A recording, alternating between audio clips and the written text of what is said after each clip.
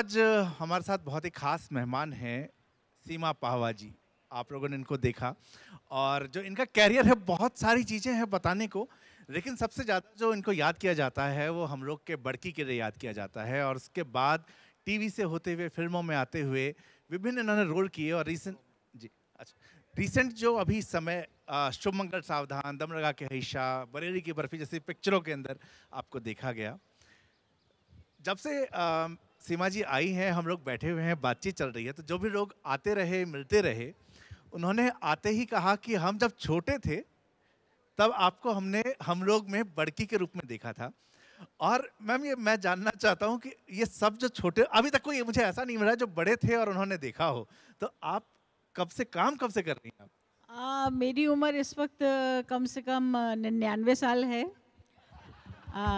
Audience के हिसाब से मैं ऐसे ही कहूँगी, क्योंकि पोता पोती मिलते हैं तब तक ठीक है, बच्चे उनसे बड़े वाले मिलते हैं तब तक ठीक है, लेकिन जब दादा दादी भी आके मुझे ये कहते हैं कि हम जब छोटे थे तब आपको देखते थे, तो ये सवाल मैं अपनी माँ से पूछना चाहती हूँ कि उन्होंने मेरा डेट ऑफ बर्थ गलत क्यों लिखवाया हुआ है। इन लोगों के हिसाब से तो मुझे अब तक 90 साल की हो जाना चाहिए था। तो खैर कोई बात नहीं, बड़ी अच्छी बात है कि इन लोगों ने मेरी उम्र लंबी कर रखी है और सभी ने बचपन में मुझे देखा था, तो मेरा एक्सपीरियंस भी लंबा हो रहा है इससे। बड़की जो है वो कभी छुटकी नहीं रही, वो हमेशा बड़की ही रह गई है, ऐसा हुआ है। जी जी जी। मैम एक जो अभी रिसेंट में जो आपका कुछ चर्चाएं से पहले एक सेशन में भी हुई थी, रिसेंट में जो यंगस्टर्स हैं इन्होंने आपको सबसे ज़्यादा देखा है अभी की जो फिल्में हैं, और एकदम वो क्वर्की मॉम की जो आपकी इमेज है ना, वो उसके साथ बनी है। तो ये जो है एक फिल्मों के साथ हमेशा होता है टाइपकास्ट हो जाने का। किसी को भी देखे, जब शुरू से आप देखते आए, कोई एक रोल में आ गया वो टाइपकास्ट होता चला जाता है। तो आपने चूंकि इतने अलग अलग किस्म के रोल किए हैं, लेकिन फिर वो माँ वाला रोल जो है इस बीच में अचानक 3 4 5 फिल्मों में दिखता है। तो ये टाइपकास्ट जो है, ये क्या नियति है बॉलीवुड के अंदर होना, या उसको तोड़ने के लिए कितना एफर्ट करना पड़ता है? देखिए, अभी दिव्या आई थी यहाँ और उन्होंने भी इसी बारे में आप लोगों से बात की है कि हमारे यहाँ कुछ एक सिस्टम बन जाता है।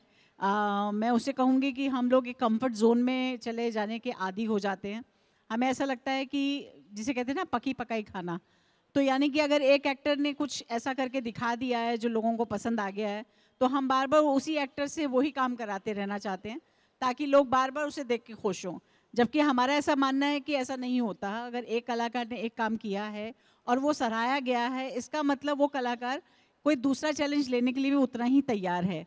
लेकिन ऐसा होता नहीं है। हमारी बम्बई इंडस्ट्री की कोई एक नीति ऐसी बन गई है कि हम बार बार घुमा के एक आदमी को एक ही तरह से देखना चाहते हैं।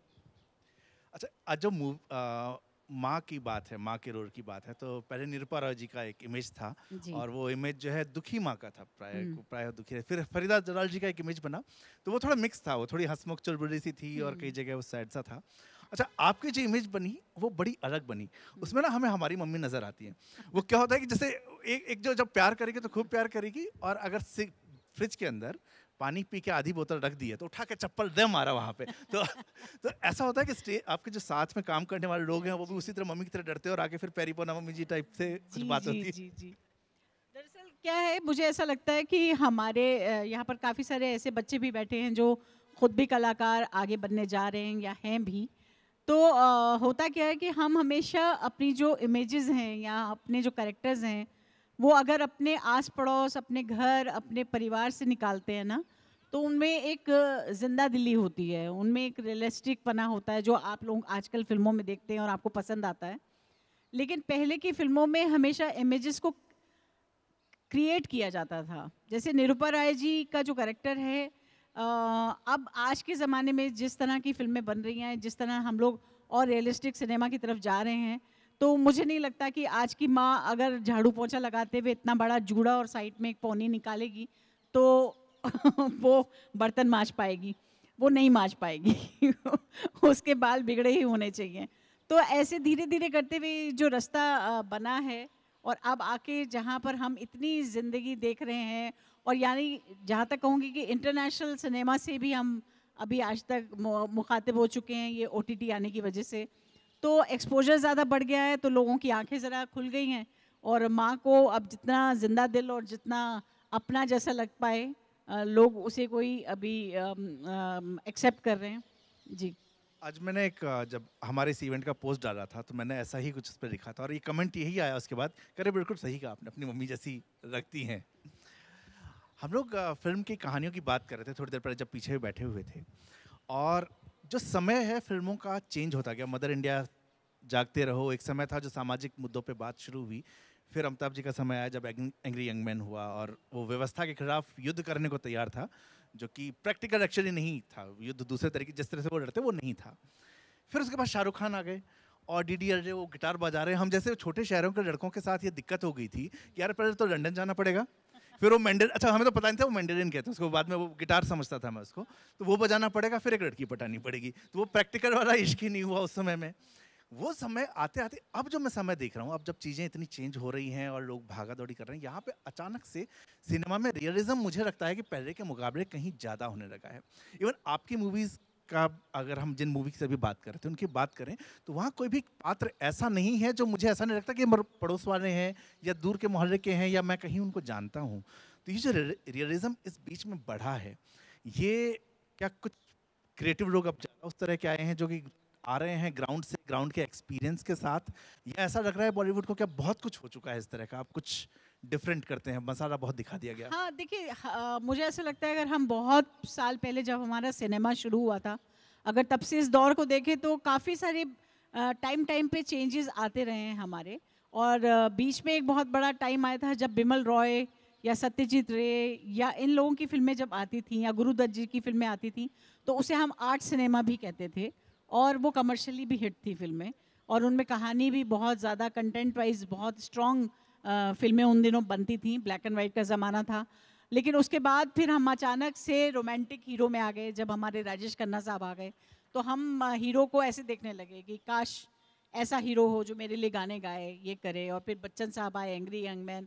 तो हर साल, हर कुछ सालों के बाद एक चेंज तो आता ही है सिनेमा में, और कुछ भी स्थायी नहीं है, जैसा हम जानते हैं, कुछ भी रुक नहीं सकता है। तो आज ये दौर चल रहा है जबकि हम रियलिस्टिक सिनेमा में हैं, और हो सकता है कि इसी को, क्योंकि हम बार बार रिपीट कर रहे हैं और बार बार देख रहे हैं, तो कुछ सालों बाद शायद इससे भी हम उकता जाएंगे, फिर हमें कुछ और एक नया हीरो ढूंढना पड़ेगा। अभी तो हमारा हीरो नेक्स्ट डोर हीरो है, तो हमें ज़रा अच्छा लग रहा है और हमें लग रहा है कि उसकी जीत हमारी जीत है। तो देखिए आगे कौन सा दौर आता है और हमारी ऑडियंस किस तरह का सिनेमा देखना पसंद करेगी। तो जो रियलिस्टिक की बात करते हैं तो हम सिनेमा से हटके का पर्सनल लाइफ पे आते हैं। रियलिस्टिक में आपका जो कैरियर है बहुत पहले, आपने 5 साल की उम्र से काम करना शुरू किया, फिर हम लोग के बाद तो एक वो अलग हाइप आई, लेकिन फिर बीच में आपकी फिल्मोग्राफी में एक गैप दिखता है। और जब उस गैप की हम बात करें तो जब उसको मैं थोड़ा रिसर्च किया तो पता चला कि वो टाइम था जब बीइंग अ मॉम, बच्चों की जिम्मेदारी आपने ली। और ये एक्चुअली मेरे लिए थोड़ा सा वो उस तरह का मैं सोचा नहीं था। हम लोग जब कॉर्पोरेट में काम करते हैं, सरकारी नौकरियों में जो लोग हैं, हमारे यहाँ ये वर्किंग मॉम वाला जो एक कंसेप्ट है उसके अंदर ये चर्चा होती है कि कैसे वो बच्चे को भी संभालें, काम भी संभालें, और एक कैरियर ब्रेक जो है वो बहुत बड़ा कैरियर ब्रेक हो जाता है बच्चों के बाद। और मैंने इससे पहले एक्चुअली इंडस्ट्री में नहीं सुना था, आपके साथ ये रहा। तो ये कैरियर ब्रेक के बाद, और आपकी इंडस्ट्री में तो एक ये बड़ी वो चीज़ है कि out of sight out of mind. तो ये जो आपने 10-12 साल का बीच में गैप लिया था, उस गैप के आने के बाद कितना मुश्किल था आपके लिए या कितना आसान था वापस कम बैक कर पाना? देखिए, जब मैंने ये डिसीजन लिया था कि मैं फिल्में या टीवी नहीं कर पाऊंगी, इसलिए क्योंकि मेरे बच्चे बहुत छोटे हैं और मेरे 2 बच्चे हैं, बेटा और बेटी, और उनकी जिम्मेदारी मुझे लेनी थी। लेकिन उस वक्त भी जब मैं तकरीबन 30 और 32 साल की थी, जब मैं बॉम्बे आई थी, उस वक्त ऐसा नहीं था कि मेरी उम्र ऐसी हो गई थी कि मैं माँ के रोल करती। लेकिन एक दौर चेंज हो रहा था और मुझे माँ के रोल मिलने शुरू हो गए थे। और मेरे लिए बहुत मानना था कि अगर मैं माँ के रोल आज 30 साल की उम्र में कर रही हूँ, तो फिर 50 साल की उम्र में क्या करूँगी? तब भी तो माँ के ही रोल करूँगी ना। तो आज अगर 30 साल और 50 साल के बीच का ये जो 20 साल का वक्त है या 15 साल का वक्त है, ये मुझे एक्चुअली में अपने बच्चों के साथ बिताना चाहिए या इंडस्ट्री को दे देना चाहिए। तो मुझे लगा कि इंडस्ट्री तो चलती रहेगी सालों साल, लेकिन ये बच्चे बड़े हो जाएंगे और फिर इनका बचपन मुझे कभी वापस नहीं मिलेगा। तो मेरे लिए बहुत ज़रूरी था कि मैं उनका बचपन जीऊँ, उनकी छोटी छोटी बातें, उनको संस्कार देना है, जो कि हम मानते हैं कि एक माँ का बहुत बड़ा हाथ होता है। तो मेरी जिम्मेदारी वहाँ ज़्यादा थी और मुझे लगा उसने कहीं भी मुझे नुकसान नहीं पहुँचाया। उसने एक्चुअली में मुझे एज एन एक्ट्रेस भी बहुत फ़ायदा किया कि मैं एक माँ को पहचान सकी। इसीलिए शायद आज आपको मेरे अंदर अपनी माँ दिखाई देती है या चाची दिखाई देती है, क्योंकि वो ज़िंदगी पूरी जी के फिर मैंने वो रोल किया है। तो जिसे हम मेथड एक्टिंग कहते हैं, शायद मैंने वही की है इतने सालों में। जी। तो जब बच्चों की बात है तो हस्बैंड की बात तो होनी है। जी। तो, तो मनोज सर के साथ जो मेरी अंडरस्टैंडिंग है कि जी। ये लव मैरिज थी आपकी। ऑब्वियसली। तो जब लव मैरिज हुई तो उस समय की जो मैं फिल्में सारी देखते हैं और जो हमारा उस टाइम का परसेप्शन है ना, तो हाँ, ऐसा कुछ होता था कि वो जब शादी हुई हो तो घर वाले मान गए। 80s का समय है, हाँ, घर वाले तो उस टाइम तो बहुत जबरदस्त विरोध हुआ करता था। हाँ। आपकी कास्ट भी शायद अलग थी। जी। तो वो, तो ऐसा कुछ हुआ कि जो है मनोज सर जो है वो आए हों बाइक पे या स्कूटर पे, नीचे खड़े हैं, सीटी बजाई और आपने ऊपर से उसमें चुन्नी बांधी और उसके नीचे उतर के उनके साथ भाग गए? ये ऐसी शादी थी या कुछ और हुआ? काश ऐसा होता। ऐसा हुआ नहीं एक्चुअली में, क्योंकि हम दोनों ही मिस कर रहे थे लाइफ में कि काश। मनोज तो कई बार कहता था चलो माँ बाप मान भी रहे हैं तो भी भाग जाते हैं, कम से कम कुछ टर्न तो आएगा ना लाइफ में, कोई स्टोरी तो बनेगी बताने के लिए बच्चों को कि यार हमने भाग के शादी की थी। ये क्या, माँ बाप भी मान गए, सब चीज़ें आराम से हो रही हैं। लेकिन इसमें एक ट्विस्ट है थोड़ा सा। वो ट्विस्ट ये है कि मैं और मनोज बहुत साल एक दूसरे के साथ स्टेज पर काम कर रहे थे, और हुआ यह था कि कभी कभी हमने एक दूसरे के बारे में सोचा ही नहीं था कि ऐसा भी कभी सोच सकते हैं कि मैं और वो शादी कर लेंगे या दोस्त भी हो जाएंगे। लेकिन हुआ क्या कि उन दौरान हमारा एक नाटक था आधे अधूरे, मोहन राकेश जी का लिखा हुआ, आप सभी जानते होंगे। वो नाटक मैं और मनोज कर रहे थे और उसमें एक हमारी फैमिली फोटोग्राफ खींची थी। और वो फैमिली फोटोग्राफ बड़ी सुंदर आई थी, जिसमें मैं और मनोज बिल्कुल शादीशुदा जोड़े की तरह बैठे हैं, और वो स्टूडियो में फ़ोटो खींची थी। तो बड़ी अच्छी लगी हम दोनों को, तो एक मनोज ने ले ली, एक मैंने ले ली। और मेरे घर में तो सब इसी फील्ड से थे, मेरी माँ कलाकार थी, मेरे भाई बहन सब कलाकार थे। तो उनके लिए तो वो फ़ोटो इतनी बड़ी बात नहीं थी, वो तो समझ गए थे नाटक की फ़ोटोग्राफ है।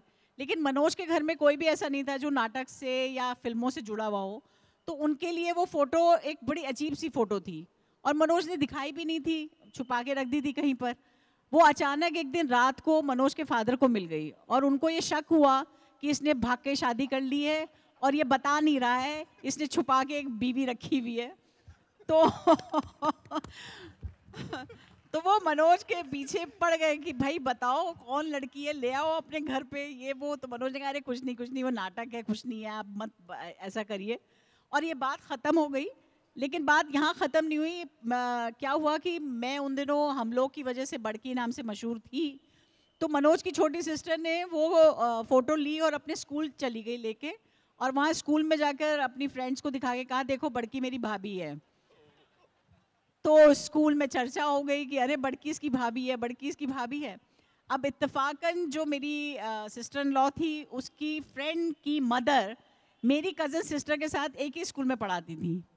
तो उन्होंने वहाँ जाके उनसे कहा कि अरे तू तो कहती है तू बड़की की फर्स्ट कज़न है और उसकी तो शादी हो गई। तो मेरी फर्स्ट कज़न ने कहा कहाँ शादी हो गई, नहीं ऐसा हो ही नहीं सकता। उसने कहा हमने फ़ोटो देखी है उसकी शादी की। तो मेरी कज़न मेरी माँ के पास आई, आके उसने कहा चाची जी आपने शादी कर दी सीमा की और हमें बताया भी नहीं। मेरी माँ ने कहा नहीं की है शादी, बोले कह रहे उसकी शादी की फ़ोटो देखी है। अब मेरी माँ को शक कि इसने शादी कर ली लगता है। तो तो दोनों के घर में ये हो गया कि इन दोनों की शादी हो चुकी है। और मेरी माँ ने कहा क्या है, कौन सी फोटो है तेरी शादी की, हमें तो दिखा। तो मैंने कहा मुझे समझ ही नहीं आ रहा कौन सी फोटो लीक हो गई है। और मेरी माँ ने मेरी भाभी को मेरे पीछे लगा दिया कि देखो घर से आती जाती कहाँ है, जरूर ये उससे मिलने जाती होगी। तो ऐसे हमारी प्रेम कहानी शुरू हुई। और जब ये बहुत चर्चित हो गई, ये एपिसोड बहुत चर्चा में आ गया, तो हम दोनों ने सोचा क्यों ना इसको सीरियस कर लिया जाए। शायद ऊपर वाले का इशारा होगा कि भाई अब कर ही लो, ये फोटो खिंचवा ही लो तुम लोग। ये बिना इंटरनेट के भी तस्वीरें वायरल हो सकती जी, हैं, बिल्कुल। ये हमें समझना होगा। जो रिश्तेदार हैं मुझे लगता है इंटरनेट से कहीं ज्यादा अरे फास्ट बहुत काम ज्यादा, करते हैं। हमने उन्हें पता नहीं क्यों पीछे छोड़ दिया है। हम उन पे भरोसा कम कर रहे हैं, गॉसिप तो वही करते हैं, इंटरनेट क्या करेगा। उन बेचारों को इतना हल्के में ले लिया हम लोगों ने। काफी काफी जो दोस्त हैं इस बीच में ये आलोचना करते हैं कि मीडिया जो है वो पता नहीं आजकल क्या छापता है। तो अगर आप मीडिया से नाराज हैं तो आप रिश्तेदारों से बात किया करें, एकदम आपका जो है मन लगा रहेगा, जो मीडिया दे रहा है वही चीज आपको रिश्तेदारों से मिलेगी। मैम एक आप प्लेज आपने काफी किए हैं और एक भीष्म साहनी जी का सटायर था, उसके बारे में कहीं पढ़ रहा था, साग मीट उसका नाम जी। था। तो वो कर एक्ट होते होते आपने उसमें खाना बना दिया और वो खाना परोसा गया, तो ये मतलब बस बाय चांस हो गया या कुछ उसके पीछे प्लान था कि इसको ऐसा किया जाए और एक्सपीरियंशियल? नहीं, उसके पीछे काफ़ी बड़ा प्लान था मेरा। एक्चुअली में क्या था, जब मैं थिएटर करती थी और मैं अपने को एक्टर्स को देखती थी, तो वो हमेशा परेशान हो जाते हैं अगर उनको एक्टिंग के दौरान कोई काम दे दिया जाए। मान लीजिए ये ग्लास उठाना है, पानी भरना है, फिर वहाँ जाके इसको ठीक करना है। तो मैंने बहुत सारे एक्टर्स को देखा, वो नर्वस हो जाते हैं। अरे यार, डायलॉग बोल रहे हैं, उसके बीच में पानी भी भरो। कई बार स्टेज पे उनसे पानी गिर जाता है और वो उसकी तरफ ध्यान भी नहीं देते कि पानी गिर गया, लेकिन डायलॉग तो पूरे बोल दिए ना मैंने। तो वो जी नहीं रहे उस जगह को। तो मुझे बहुत दिनों से ये खल रहा था कि मैं इस चीज़ को तोड़ना चाहती हूँ, इस भ्रम को तोड़ना चाहती हूँ कि एक्टर एक्टिंग करते वक्त बहुत सारे काम कर सकता है। आपको दोनों को बैलेंस करना बस ज़रूरी आना चाहिए। तो फिर मैंने ये एक्सपेरिमेंट किया कि मैं अगर 40 मिनट का मोनोलॉग करूं और उस 40 मिनट में मैं खाना भी बनाऊं और खाना खिलाऊं, इसलिए कि वो गंदा नहीं बनना चाहिए खाना। क्योंकि अगर ऐसे ही मैं खाना बनाऊंगी तो किसी को क्या पता मैंने कितना नमक डाला है, कितनी मिर्ची डाली है। कुछ भी बना के कहूँगी हाँ खाना भी बना लेती हूँ और कहानी भी सुना देती हूँ, पर वो खाना खाएं और खाने का नमक भी बिल्कुल करेक्ट होना चाहिए, उसकी हर चीज़ करेक्ट होनी चाहिए और मेरी कहानी भी उनके दिल तक उतरनी चाहिए। तो ये दोनों को मिक्स करके मैंने खुद को एक चैलेंज दिया था और जो चैलेंज सक्सेसफुल रहा और मैंने उसके 150 शो किए हैं ऑल ओवर इंडिया और मज़ा आया। फिर उसके बाद अब तो लोग, मुझे लगता है, परफॉर्मेंस देखने से ज़्यादा खाने का इंतज़ार करते हैं कि वो कब बनाएंगी। मैम, आप जिस शहर में है ना, यहाँ पे अभी क्वेश्चन आने वाला है कि इंदौर में कब वो इवेंट हो रहा है और हम सारे लोग उसमें कब आएंगे। जी हाँ। जी मैम। तो साहित्य की भीष्म साहनी जी की बात हो रही है, तो एक फिल्म इंडस्ट्री में दोनों तरह के लोग मिलते हैं, पढ़ने वाले भी और जो सिर्फ स्क्रिप्ट पढ़ते हैं, डायलॉग पढ़ने वाले भी। तो आपका साहित्य की तरफ झुकाव किस तरह का है? आप पढ़ने में आपकी रुचि है, क्या पढ़ती हैं आप? हाँ, देखिए, मेरी तो शुरुआत ही लिटरेचर से हुई है, इसलिए क्योंकि पहले का दूरदर्शन या पहले के आकाशवाणी में जो काम होता था, रेडियो में जो काम होता था, वो सब लिटरेचर से ही उठाई हुई कहानियाँ होती थी। तो हम बहुत जल्दी उन बड़े बड़े राइटर्स से मुखातिब हो गए। हमें पता चल गया कि अच्छा, ये लोग हैं जो ये इतनी सुंदर सुंदर कहानियाँ लिखते हैं। अब आज की जनरेशन को तो मालूम ही नहीं पड़ा, क्योंकि आज लिटरेचर से कुछ उठाया ही नहीं जाता है। वो अलग कहानी है कि लिटरेचर से उठाने में लिटरेचर जिन्होंने लिखा उनके रिश्तेदार आ जाते हैं आपसे पैसा मांगने। वो अलग कहानी है। मगर फिर भी लिटरेचर आजकल लोग उठाने में, उसके राइट्स लेने में थोड़ा डरते हैं। लेकिन पहले ऐसा नहीं था, पहले राइट्स मिल जाते थे आसानी से और लिटरेचर पे बेस्ड काम होते थे। और फिर मैं क्योंकि थिएटर से हूँ, तो थिएटर तो बिना लिटरेचर के हो ही नहीं सकता है। थिएटर तो बहुत ज़रूरी है कि उसमें आपने कुछ किताबें पढ़ी हुई हों। तो इस तरह से संबंध जुड़ता चला गया और एक बार अगर आपको, जैसे कहते हैं, खाने की चाट लग जाती है, ऐसी किताबों की चाट लग जाती है। एक बार अच्छा लिटरेचर मुंह पे लगा नहीं कि बस आप भूखों की तरह फिर किताबें ढूंढते फिरते हैं, तो वही एक जीवन हो जाता है। और आज तो मैं यहाँ बैठी हूँ तो मुझे लग रहा है कि कितनी भूख बढ़ गई है मेरी। ऑलरेडी मेरे पास 7 किताबें आ चुकी हैं, अब देखती हूँ कल तक मेरे पास कितनी किताबें आती हैं। तो आप किन को पढ़ना पसंद करती हैं? मतलब मेरा नाम मत लीजिएगा, अच्छा नहीं लगेगा। यहाँ पे उसके अलावा आप बताएं। नहीं, एक्चुअली मुझे लघु कहानियाँ बहुत पसंद हैं। मुझे हमेशा छोटी कहानियों में कही गई बड़ी बात, वो मुझे बहुत अट्रैक्ट करती है। तो उसके लिए तो हमारे बहुत बड़े बड़े राइटर्स रहे ही हैं। मुंशी प्रेमचंद उसमें सबसे बड़ा नाम है, जिन्होंने इतनी खूबसूरत कहानियाँ लिखी है कि उसका अंत ही नहीं है। उसके बाद भीष्म साहनी हैं। भीष्म साहनी मेरे काफ़ी फेवरेट राइटर रहे हैं और उनकी कहानियों को लेके मैं काफ़ी स्टेज करती रही हूँ। और उसके अलावा मुझे लगता है कि इस्मत चुगताई एक ऐसा नाम है जो उर्दू लिटरेचर में बहुत बड़ा नाम है और जिन्होंने बेहतरीन बेहतरीन कहानियाँ लिखी हैं जो आज भी रेलेवेंट हैं।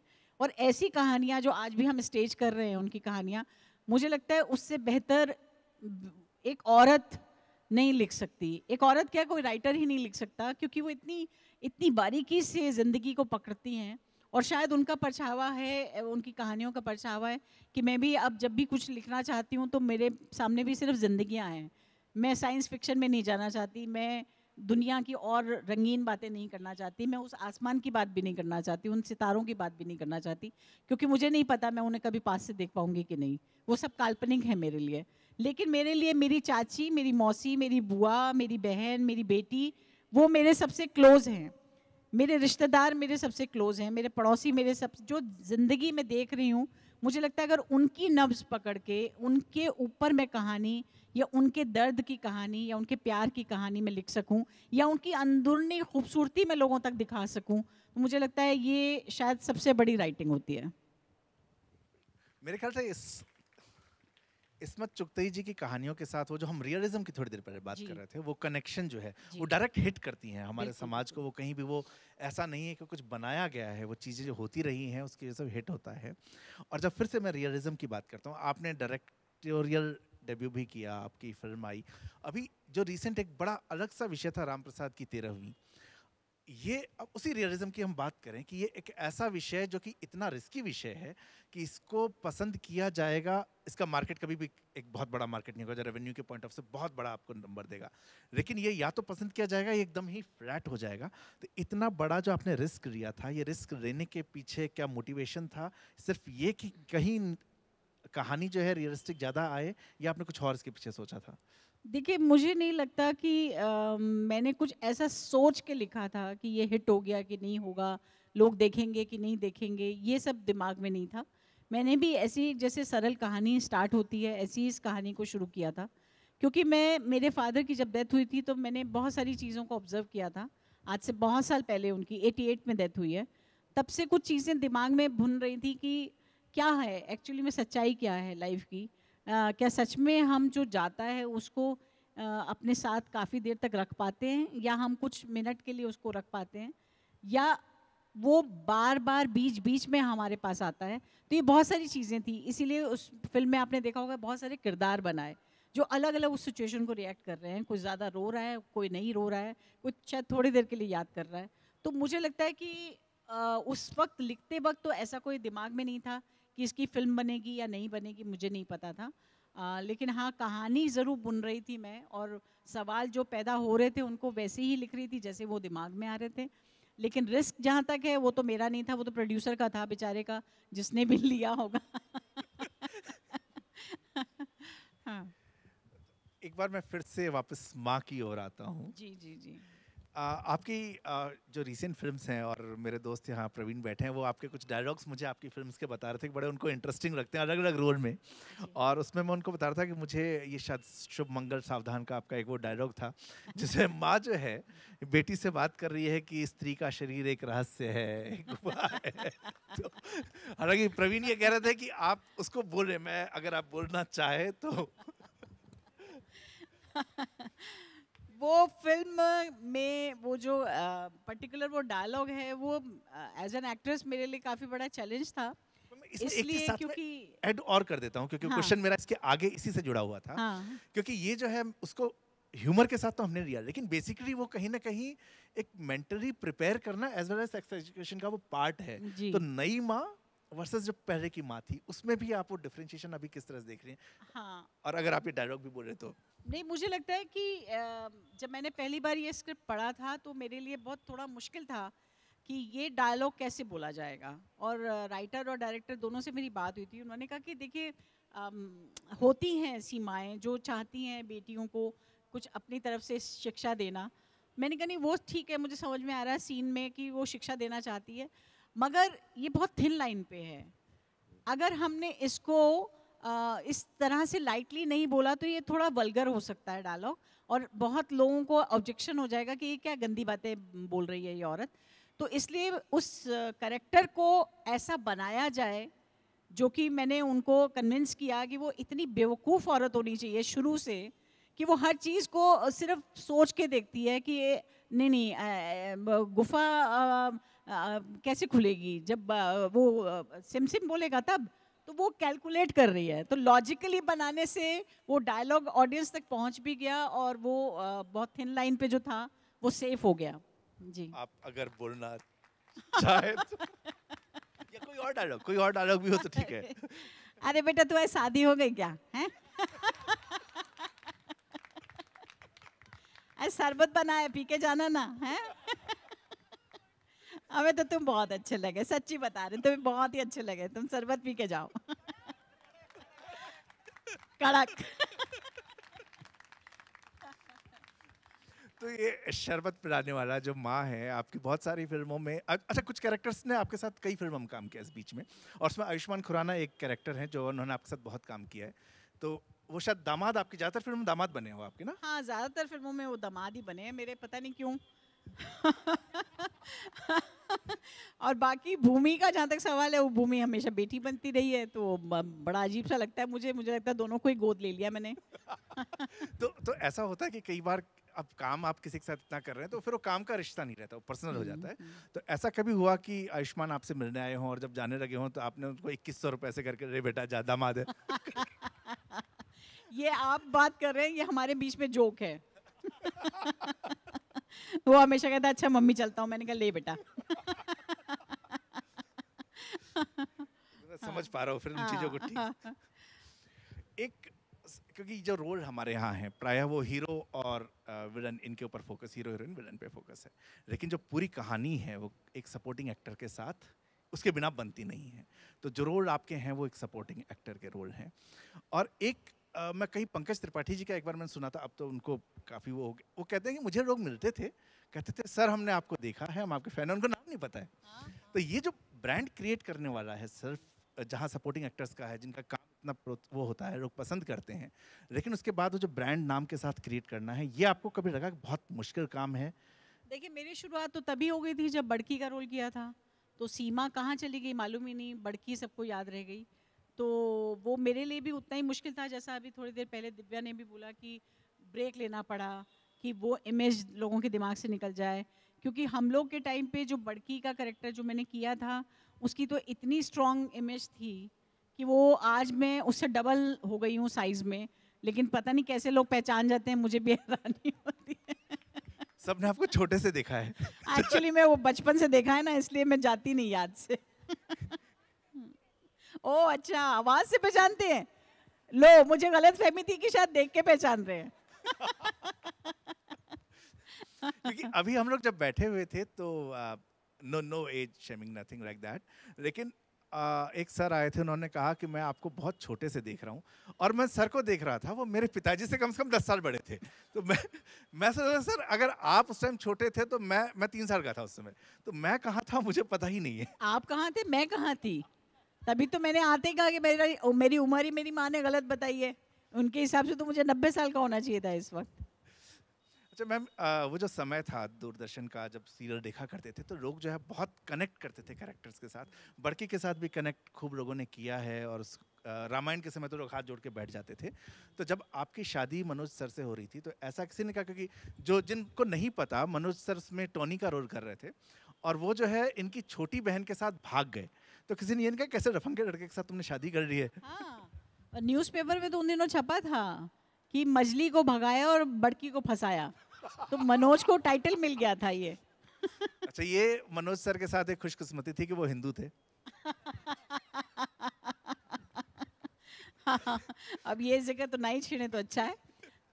बाकी मैं आपको ये बता दूं कि आप लोगों का प्यार, मतलब जब बड़की के नाम से लोग जानते थे और आज भी जानते हैं, खैर, लेकिन जब बड़की की शादी हुई थी, 100 एपिसोड था हम लोग का, मुझे आज तक याद है।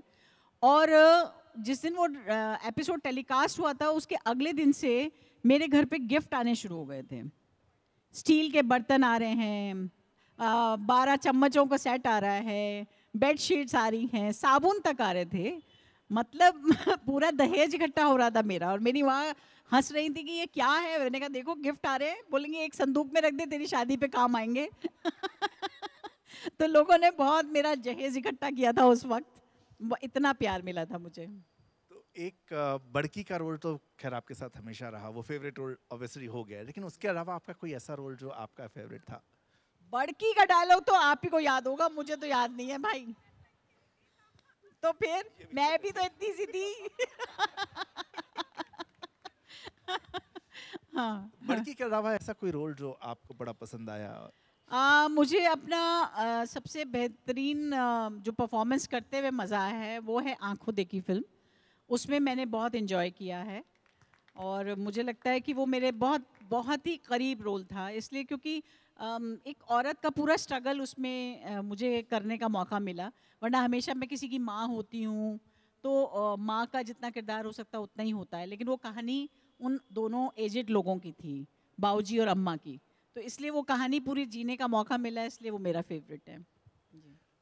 आखिरी सवाल, कोई ऐसी चीज जो हम आपके बारे में लोग नहीं जानते?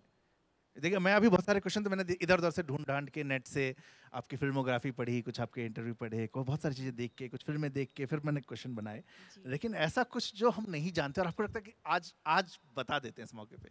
मैं तो बिल्कुल ऐसी ओपन किताब हूँ, मेरे को तो लगता ही नहीं मेरा कुछ आज तक छुपा है। जो है शक्ल भी वैसी है, सब वैसी है, वो कह रही आवाज़ भी वही है, तो आवाज़ में भी कुछ नहीं हो सका इतने सालों से।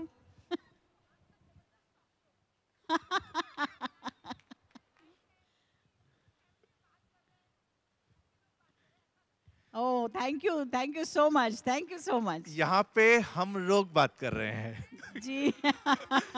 आपकी तरफ से कोई हाँ। सवाल, ऑडियंस की तरफ से कोई सवाल सीमा मैम के लिए? एक माइक वहां पहुंचा देंगे प्लीज।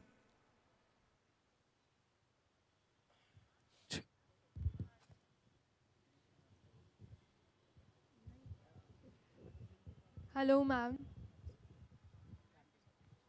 हेलो। हाय हाँ जी, बोलिए मैम। बोलिए।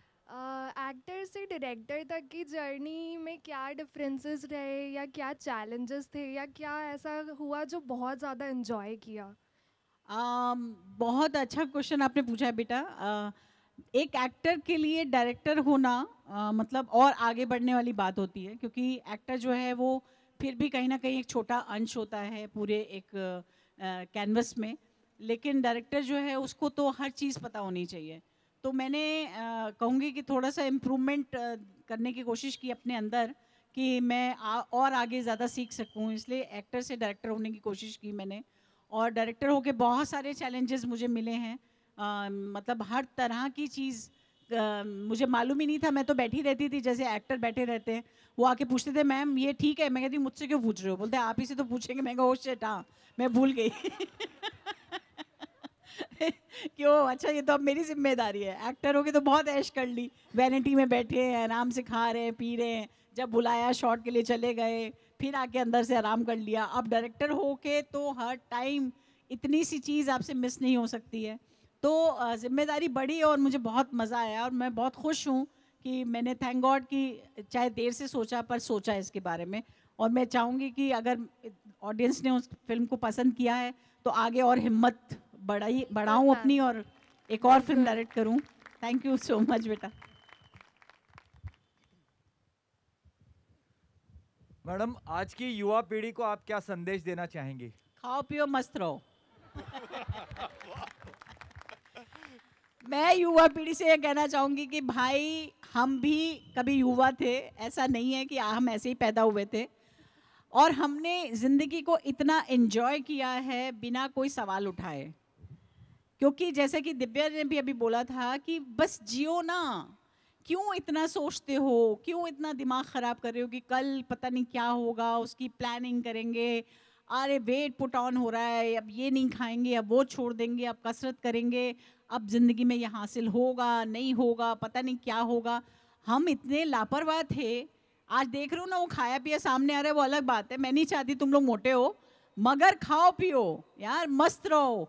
और ज़िंदगी में जो जो मिल रहा है उसको इतना एंजॉय करो, इतना एंजॉय करो। सच में बता रही हूँ, ये टाइम कभी वापस नहीं आएगा, कभी आएगा ही नहीं। और हर आदमी से पूछोगे ना, वो यही कहेगा हम अपना यूथ बहुत मिस करते हैं। मुझसे आज कोई पूछे तो मैं कहूँगी भगवान मुझे 20 साल पहले पहुँचा दे, मैं और काम कर सकूँ, ताकि अभी पता चल रहा है ना कि एज आ रही है तो कितने काम नहीं कर पा रहे हैं। पर तुम लोग तो जवान हो, पता नहीं क्या क्या कर सकते हो। तो हिम्मत रखो, अपने ऊपर यकीन रखो, हर काम हासिल होगा। एक क्वेश्चन। एक चीज़ जी। गुड इवनिंग सीमा मैडम। जी। एक आपसे क्वेश्चन था कि आपके बीच और मनोज जी के बीच में कलाकार के रूप में एक घर के छत के नीचे रहते हुए सबसे बड़ी कंपटीशन किस चीज़ को लेके होती है? थैंक गॉड आपने ये सवाल किया, मैं पहले डर गई।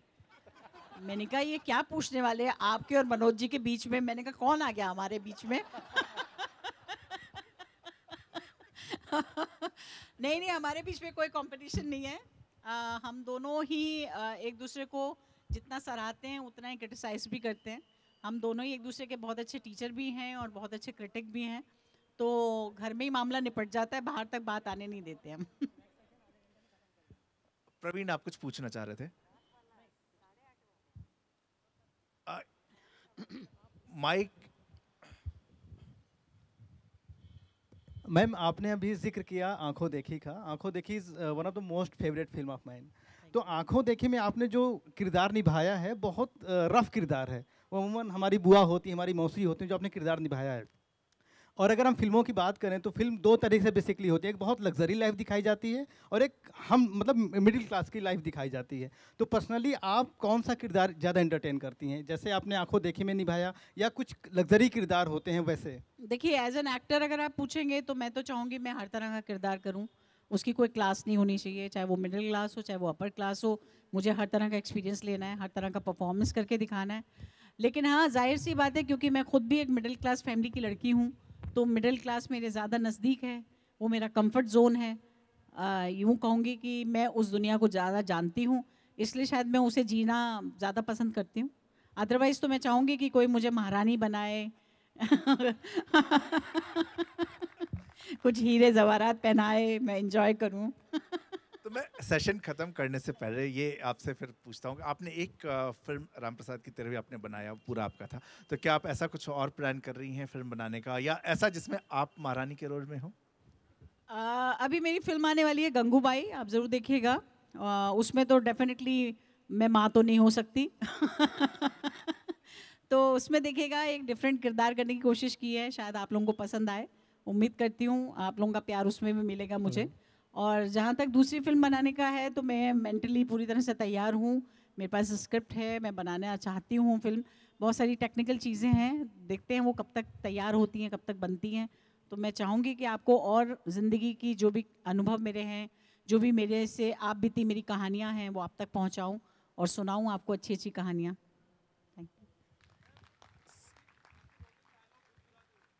अरे ऐसे क्या, मैं को यहाँ पर चुटकुले सुनाने आई हूँ हैं? अब अभी इतनी हंसी नहीं आ रही, मेरी बात पे हंसी आ रही है, तो चुटकुला सुनाने की जरूरत क्या है? अभी क्या सुनना चाहते हो जो मैं आपको गुदगुदाऊं, बताओ। अरे अभी तो बोला था ना, अभी तो कहा था ना। क्या बताओ, तुम्हारी शादी हो गई बेटा? नहीं, तुम बताओ बेटा, तुम्हारी शादी हो गई क्या? नहीं हुई ना? अरे तो मेरे पास आना, मैं कराऊंगी ना शादी जी। हाँ। बहुत शुक्रिया मैम। Thank you. अगले सेशन का हमारा समय भी है, वरना बात आपसे करने का मतलब मज़ा एकदम, जब हाँ मैम ने कहा था कि एकदम ऐसा लग रहा है कि घर में बात कर रहे हैं, बिल्कुल उसी तरह की फीलिंग है। और ये यूजुअली होता है कि जब आप एक स्टार के साथ बैठ के बात करें तो सामने वाला नर्वस हो जाता है, तो वो आपने एकदम वो कंफर्टेबल मुझे भी वहीं से बना रखा था कि अरे आराम से घर की बात है। जब मैंने सुबह मैम से कहा था कि क्या मैं आपसे क्वेश्चन डिस्कस कर लूँ, उन्होंने कहा नहीं नहीं, अपन ऐसी बात करेंगे ताकि नई एक्सटेम्पर हो, नई बात हो। तो उसके लिए बहुत शुक्रिया। Thank you so much. और आप सबका भी बहुत शुक्रिया, आप लोग धैर्य से बैठे, आपने सुना, बहुत बहुत धन्यवाद जी।